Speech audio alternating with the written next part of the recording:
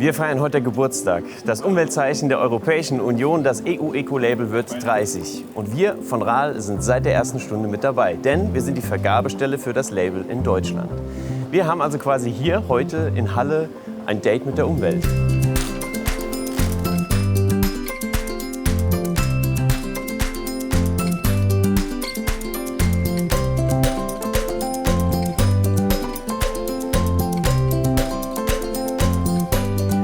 Das EU-Eco-Label ist zum Teil auch bekannt als die Euroblume. Es kennzeichnet besonders umweltfreundliche Produkte oder auch Dienstleistungen. Und somit macht es uns den Einkauf, den ressourcenschonenden Einkauf, so ein kleines bisschen leichter. Wir von RAL sind zuständig für die Vergabe vom EU-Eco-Label hier in Deutschland. Ich treffe mich hier in Halle heute mit Frau Dr. Stechelmesser vom Umweltbundesamt und wir feiern ein bisschen zusammen den 30. Geburtstag vom EU-Eco-Label.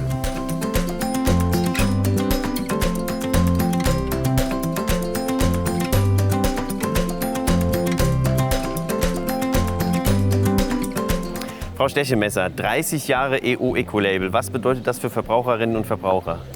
Dass Verbraucherinnen und Verbraucher relativ einfach umweltfreundliche Produkte und auch Dienstleistungen im Geschäft identifizieren können. Sie sprechen es an, Produkte und Dienstleistungen. Ich kenne es, wenn ich durch die Geschäfte gehe, im Regal Spülmittel oder Spülmaschinen-Tabs oder ähnliches, wo das Eco-Label dann drauf ist. Vielleicht können Sie uns einen ganz kurzen Überblick geben, was gibt es alles mit dem Eco-Label? Es gibt also Wasch- und Reinigungsmittel, das hatten Sie schon angesprochen, aber auch so etwas wie Farben und Lacke ist relativ typisch, aber halt auch Textilien und Schuhe, allerdings nicht so im deutschsprachigen Raum, aber die Kundinnen und Kunden bestellen ja auch viel online, von daher auf Textilien und auf Schuhe gibt es das auch und ein bisschen vielleicht auch Papier, so ein Heft, Toilettenpapier, genau, das findet man auch so in klassischen Drogeriemärkten. Also im Prinzip sehr verbreitet im Alltagsbereich. Im Alltagsbereich, ja, genau. Okay. Was müssen denn, wenn jetzt Unternehmen, Hersteller oder Dienstleister dieses Eco-Label haben möchten für ihre Produkte, für die Leistungen, die sie anbieten, was müssen sie dafür tun? Wie kommt das Label nachher aufs Produkt? Genau, also für die jeweilige Produktgruppe, also zum Beispiel Papier oder die Textilien, gibt es also verschiedene Kriterien, die das Unternehmen erfüllen muss. Und dazu muss es also einen Antrag stellen und natürlich diese ganzen Kriterien erfüllen. Und wenn die RAL GmbH, das ist unsere Zertifizierungsstelle, diese eben prüft und feststellt, jawohl, alle Kriterien sind erfüllt, dann bekommt das Unternehmen das Zeichen und kann es auf seine Produkte drucken. Oder zumindest bei den Textilien auf das Label machen. Okay. Jetzt sind Sie heute mit einem ganz besonderen Stand hier in Halle, und zwar mit einem Lastenrad plus Fahrradanhänger. Woher kommt das? Warum sind Sie genau so hier aufgetreten? Ja, das ist natürlich eine umweltfreundliche Variante, mit einem Fahrrad und Anhänger zu touren durch ganz Deutschland. Aber die Initiative geht von der Europäischen Kommission aus, die hat es also initiiert. Und wir touren jetzt damit durch ganz Europa. Jetzt im Juli diesen Jahres sind wir hier in Deutschland, durch 12 Städte touren wir. Und dann geht es noch in andere europäische Länder, wie zum Beispiel Estland oder auch in Tschechien. Kennt ihr dieses Zeichen? Das schon mal gesehen? Ja, das Europazeichen. Kennen Sie dieses Label? Das ist ja von der Europäischen Union irgendwas sein. Ganz genau, das ist das europäische Umweltzeichen. Das finden Sie auf Standardprodukten, wie zum Beispiel Wasch- und Reinigungsmittel, Kosmetikartikel oder auch Farben und Lacken oder Papierprodukte. Dann gebe ich das meinem Mann mit, weil bei uns kauft der Mann ein. Oh, das ist auch sehr gut. Spültabs, glaube ich, hatte ich gekauft.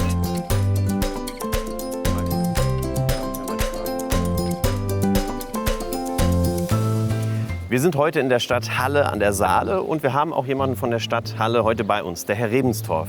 Hallo Herr Rebenstorf. Hallo, grüß Sie. Sie sind zuständig für das Thema Stadtentwicklung und auch für das Thema Umwelt. Und genau darum geht es ja bei uns heute. Haben Siegel wie das EU-Eco-Label denn auch Einfluss auf die Stadtplanung der Stadt Halle? Ja, natürlich haben diese Siegel Einfluss auf die Planungen, die wir vornehmen. Insbesondere wenn die Stadthalle selber baut, achten wir darauf, dass die Siegel entsprechend zur Anwendung kommen und natürlich innerhalb des normalen Verwaltungsbetriebes, vom Papier über das Spülmittel und sonstige Dinge des täglichen Gebrauchs, die wir auch innerhalb einer Verwaltung natürlich benutzen, spielen diese Label eine Rolle. Da haben Sie mir tatsächlich meine Frage vorweggenommen, aber das ist gar nicht schlimm. Das hätte ich Sie nämlich gefragt, wo im Verwaltungsapparat der Stadt Halle könnten Sie sich denn, wenn Sie jetzt von Papier und Spülmittel geredet haben, wo könnten Sie sich vorstellen, in Zukunft vielleicht das EU-Eco-Label noch zu sehen im Verwaltungsapparat? Ja, das Wichtigste haben Sie schon angesprochen. Das Papier steht natürlich ganz oben. Papier sehr energieintensiv. Und wir brauchen trotzdem auch noch in der Zeit der Digitalisierung im Verwaltungsablauf immer Ausdrucke auf Papier zur Dokumentation. Und wir sind sicher, dass wir noch weitere Themen finden werden, wo wir uns auf Labels berufen und auch auf das EU-Eco-Label, um zu sagen, das sind Ansätze, die wir auf jeden Fall weiter verfolgen. Das klingt nach einer sehr, sehr schönen Vision. Ja. Herr Rebenstorf, wir feiern heute Geburtstag und es gibt natürlich auch was zu gewinnen, Ja. wie an jedem guten Stand. Haben Sie Lust, mit mir ein paar Quizfragen zu machen? Ja, das deutlich ein klares Ja. Ja, natürlich. Das wird jetzt so ein Günther Jauch-Moment und ich mal gucken, wie viel Joker ich Super. kriege oder so. Wir suchen uns die Fragen mal schnell raus. Ja, machen wir. Die erste Frage: Wie viele EU-Eco-Label-Produkte gibt es auf dem Markt? Herr Rebenstorf. Ich muss auf jeden Fall raten.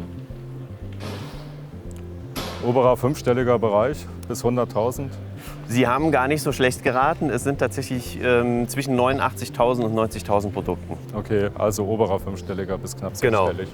Genau. Okay, Zweite Frage: ja. Wie hoch ist der Plastikverbrauch nur an Verpackungen in Deutschland pro Person?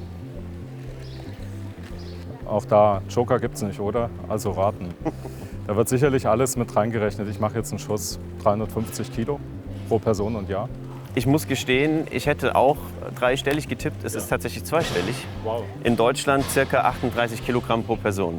Dann schieben wir das Komma 1 nach links, dann passt es wieder. Ja. Dann halte ich mich um eine Zehner. Das, ja gut. Ich würde sagen, Sie haben sich auf jeden Fall einen Gewinn verdient.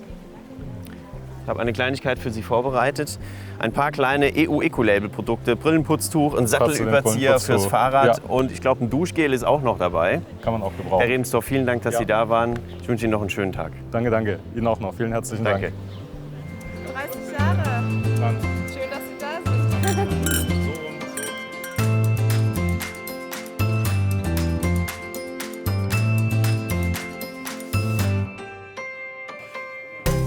Yeah! Happy Birthday!